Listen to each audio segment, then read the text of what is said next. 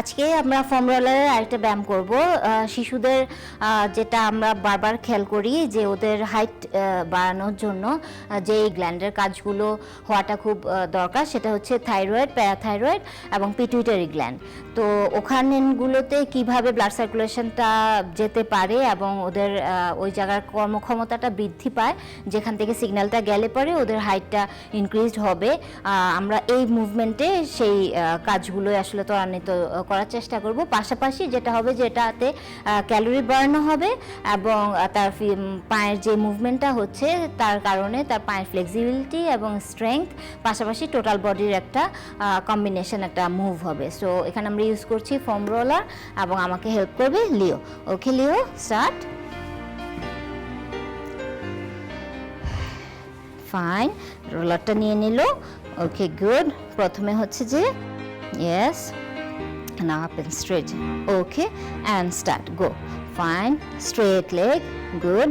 যখন yes, blood circulationটা নিচের দিকে আসছে, মাথার দিকে আসছে এবং গ্ল্যান্ডের কাজগুলো হচ্ছে এবং পায়ের মুভমেন্টের কারণে যেটা হচ্ছে যে পায়ের কাজটাও খুব ভালোভাবে হচ্ছে। ওকে চেঞ্জ। এখন তুমি যেটা করো, বাতাসে সাইকেল চালাও। হ্যাঁ, সাইকেল চালানোর যে কাজগুলো হয়, yes, slow slow. Now can you do it fast?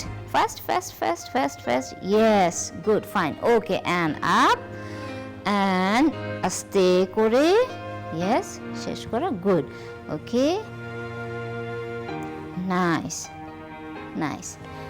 তো তুমি কি সাইকেল চালাতে পারো? সাইকেল চালাতে পারো।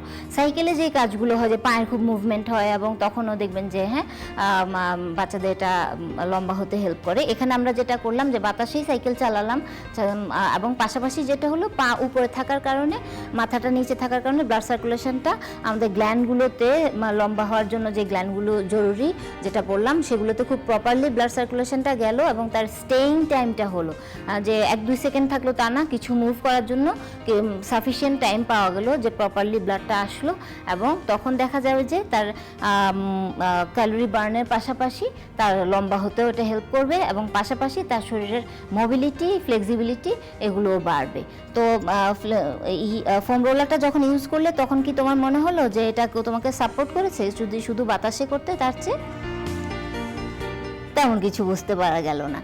সো এটাই আমাদের খেয়াল করতে হবে যে বাচ্চারা কিন্তু সব কিছু বোঝে না, ওদের উপর বোঝার ব্যাপারটা ওদের উপর পুরোটা না ছেড়ে দিয়ে আমাদের অভিভাবকদের, গার্জিয়ানদের কিন্তু খেয়াল করতে হবে যে প্রপার গাইডেন্স, এক্সপার্ট একজনের কাছ থেকে বুদ্ধি পরামর্শ নিয়ে তবে বাচ্চাদেরকে আমরা অ্যাক্টিভ করব।